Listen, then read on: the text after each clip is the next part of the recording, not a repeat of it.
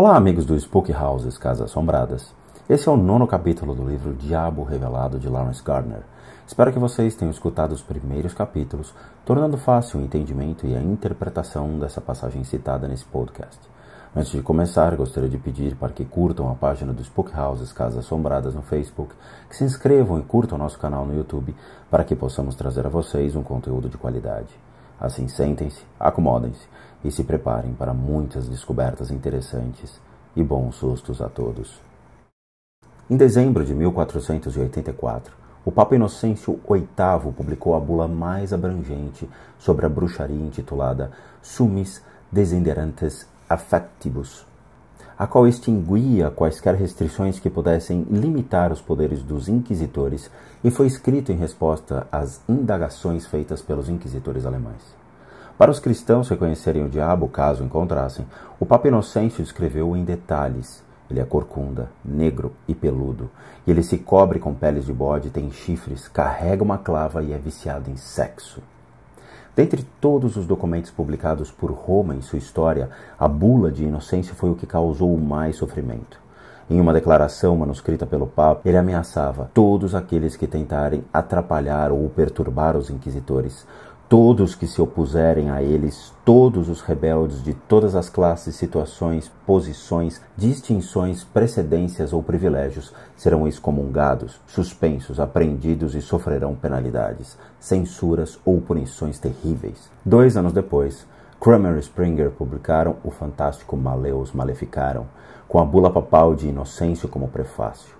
A esse respeito, as palavras do Papa davam carta branca a Erich Kramer e James Springer, que eram professores de teologia e membros da Ordem dos Frades Pregadores, para levar a cabo a justiça, aprisionar e punir quaisquer pessoas sem obstáculos ou impedimentos, para repreender, multar, encarcerar e punir aqueles que considerarem culpados de acordo com seus crimes, adaptando a pena para cada delito, sem direito a recurso. Com a bula do Papa Inocêncio, o Maleus Maleficarum é o manifesto mais influente já escrito sobre feitiçaria. Tornou-se o livro de referência no que diz respeito à perseguição autorizada, determinando os rumos e métodos da Inquisição por mais de 200 anos. A nociva, mas criativa obra de Kramer e Springer descrevia em detalhes a ameaça representada pelos praticantes do que passou a chamar de magia satânica. Assim como a bula papal de Inocêncio, o Maleus Maleficarum afirmava que os satanistas desprezíveis devem ser torturados para que confessem.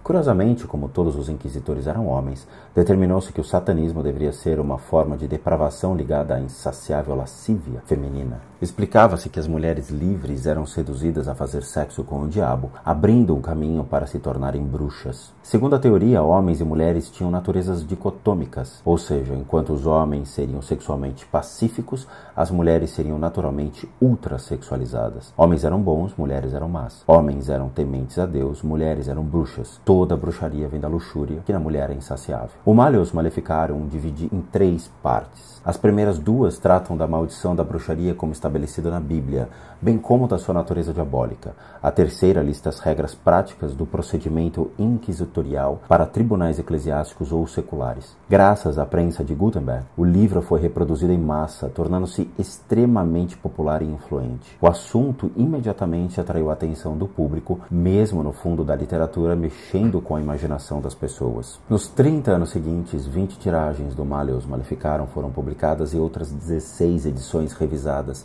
foram impressas entre 1574 e 1669. Para conter descrições detalhadas de uma série de procedimentos inquisitórios, o livro foi muito utilizado por juízes como um manual para perseguição e interrogatório de bruxas. Na obra até se declarava que qualquer mulher que não chorasse e admitisse suas abominações deve ser automaticamente considerada culpada. Enfatizou-se que todas as bruxas possuem intenções malignas e eram inspiradas pelo diabo, argumentando que, como o diabo tem o poder de fazer as coisas assombrosas, as bruxas existem necessariamente para ajudá-lo. Para combater isso, eles ainda especificavam as regras das provas e os procedimentos canônicos que regiam a tortura e execução das bruxas. Além disso, os autores insistiam que a palavra femina, ou seja, mulher, derivaria dos termos fe e minos, relacionados relacionada a fide minus ou de fé menor. As mulheres passavam a maior parte do seu tempo a fiar, afirmava-se que o que prova a natureza tortuosa de suas mentiras. A essência dessa obra desprezível e agora infame é resumida em sua declaração de que as bruxas costumam negar seu envolvimento nos crimes ou até mesmo na crença na bruxaria. Mas de acordo com o Malleus Maleficarum, a maioria das heresias é não acreditar em bruxaria. Alegar ignorância também constituía crime, e o estilo do procedimento de interrogatório deixava claro que, uma vez acusado e levado a julgamento, não haveria qualquer escapatória. Embora o livro não explicasse os métodos individuais de tortura em muitos detalhes, deixava claro que, mesmo após a verificação de culpa, uma confissão completa deveria ser obtida. Em relação a isso, uma série de instrumentos era utilizada. Um dos principais itens era o balcão de estiramento, uma longa mesa no qual o acusado era amarrado pelas mãos e pelos pés, que eram então puxados até que todas as juntas do corpo do réu fossem deslocadas. A partir de 1460, figuras representando mulheres cruzando os céus, montando galhos de árvores, vassouras e bodes e sendo carregados pelo demônio já eram contadas em histórias. Dizia-se que o diabo as ensinava a fazer a poção mágica do voo com cinzas de um sapo alimentado com sangue de crianças assassinadas. Outros ingredientes incluíam 7 tipos de ervas, cada uma colhida em um dia da semana. Matthias Widmann, o pregador do tribunal da cidade de Wittenberg, que proclamava que as bruxas deveriam ser submetidas a muito fogo sem misericórdia, dizia ter ouvido muitos relatos sobre mulheres que voavam sobre galhos ou bodes. Diziam até que essas mulheres eram capazes de se transformar em animais quando se dirigiam aos sabás. Tomás de Chateaubriand, um teólogo dominicano, relatou o caso da filha do conde de Schwarzenberg, que todas as noites era carregada pelo ar, mesmo quando um forte frade franciscano tentava segurá-la. Apesar de seu impacto enorme na Europa continental, o livro não se tornou popular na Inglaterra, onde foi publicado com 90 anos de atraso. Além disso, os clérigos ingleses não manifestavam o mesmo ódio às mulheres nutrido por seus colegas europeus. Mesmo quando os julgamentos de bruxas britânicas começaram, foram resultado da Reforma Protestante, não da Inquisição Católica. Afora os inúmeros registros dos julgamentos, poucos textos narram as experiências daqueles que foram acusados e torturados durante a Inquisição. Porém, um bom exemplo de como o sistema funcionava foi escrito por Johann Junius, o prefeito da cidade de Bamberg, então com 55 anos. Datado de 1628, o texto é um resultado direto do tribunal que Kramer e Sprenger estabeleceram na Alemanha. Ainda que a Inglaterra do início do século XVI não tivesse sido invadida com força pela obsessão europeia por bruxas, o diabo fazia parte de vários contos populares e de alguns acontecimentos locais. Eles vinham em geral de adaptações de suas várias representações do teatro de mistérios, como no caso de um evento ocorrido em Suffolk. Após uma representação em que interpretava Satan Claus, um autor chamado John voltava para casa vestindo trajes da peça. Ao tomar um atalho pelo bosque, ele se deparou com um grupo de ladrões que, ao avistá-lo, abandonou seus cavalos e o fruto de seus roubos e saiu correndo. Por saber quem eram os donos dos bens, o autor os recolheu e foi devolvê-los ao seu verdadeiro dono. Ao vê-lo se aproximando, o criado de uma casa entrou em pânico e correu para avisar o senhor de que o diabo estava chegando para coletar sua alma. Armado, com água benta e uma vela, um padre que por acaso ali se encontrava partiu para confrontá-lo, exigindo em nome de Deus que ele anunciasse suas intenções. Foi então que percebeu se tratar de John, e todo medo e terror transformou-se em gargalhadas. Essa e outras histórias da época indicam que o diabo era visto na Inglaterra como uma entidade de tamanho humano. As pessoas não o imaginavam como o dono de poderes extraordinários, pois ele precisava andar a cavalo e era claramente possível fugir ou se esconder dele. Uma imagem encontrada em uma igreja de Malvern, em Worcestershire, mostra um monge repelindo o diabo com um fole. Dizia-se que St. Dunstan, o abade de Galtonsburg do século X, teria sido visitado pelo diabo enquanto trabalhava em sua oficina como ferreiro. Mas o intruso não era páreo para o santo temível, que pegou uma pinça que era de ano-fogo e apertou o nariz do diabo com ela. Em outra versão do encontro, Dunstan teria pregado uma ferradura no casco do tinhoso, fazendo com que ele urrasse de dor. Em seguida, ele teria feito o diabo jurar que jamais entraria em uma casa que tivesse uma ferradura sobre a porta. Essa então seria a origem da superstição da ferradura da sorte. A noção de que o diabo era capaz de levar as almas das pessoas como uma história de Suffolk era bastante comum. Um dos vitrais na igreja de Fairford, em Gloucestershire, mostra o tinhoso carregando almas em um carrinho de mão, e uma escultura encontrada na catedral de Worcester o retrata carregando nas costas uma sacola completa de almas. Segundo a teoria, as almas dos condenados eram fisicamente recolhidas por Satanás e levadas ao inferno. Reza a lenda que, certa vez, São Medardo, um cônego de Picardy, avistou o diabo saindo furtivamente com uma sacola de almas almas. Mas ele se aproximou por trás e rasgou sua sacola, libertando os pobres presos. Assim como as ferraduras, os sapatos eram considerados uma proteção contra o diabo. Jogavam-se sapatos velhos nas chaminés para impedir que o diabo entrasse por ali. Assim, podemos ver que o diabo do povo, principalmente dos camponeses ingleses, podia ser enganado e despistado por qualquer um, ao contrário do todo-poderoso diabo da Inquisição, que só poderia ser vencido com a intervenção da Igreja. Isso parece distinguir claramente o Satanás do imaginário popular da venerada divindade cornífera dos sabás rurais, apesar da insistência eclesiástica em associar os dois personagens. O diabo ainda era uma representação significativa do mal, mas agora era idealizado como um ser material e, portanto, vulnerável. Isso fazia dele um ser menos aterrorizante. Na Alemanha, um viajante chegou a uma cidade durante um carnaval e não foi avisado sobre as festividades. Ao avistar o diabo perseguindo uma mulher, ele atacou o homem fantasiado com um machado, matando-o. Acusado de assassinato, ele alegou ter imaginado sinceramente estar salvando uma mulher do diabo. Ainda que a maior parte da população da Itália, França e Espanha esteja presa à visão católica de um anticristo onipotente, muitas pessoas na Alemanha, Holanda e Inglaterra viam o diabo como uma figura atingível que poderia ser iludida e vencida com relativa facilidade. Isso pode parecer estranho considerando que o Malleus Maleficarium foi publicado inicialmente na Alemanha e que na Holanda, uma dependência da Espanha, era perturbada pela Inquisição espanhola. Por outro lado, essa presença católica pode explicar o fato de que, na região, inúmeras pessoas alegavam ter visto o diabo em várias formas e disfarces. Um moleiro alemão dizia ter amarrado Satanás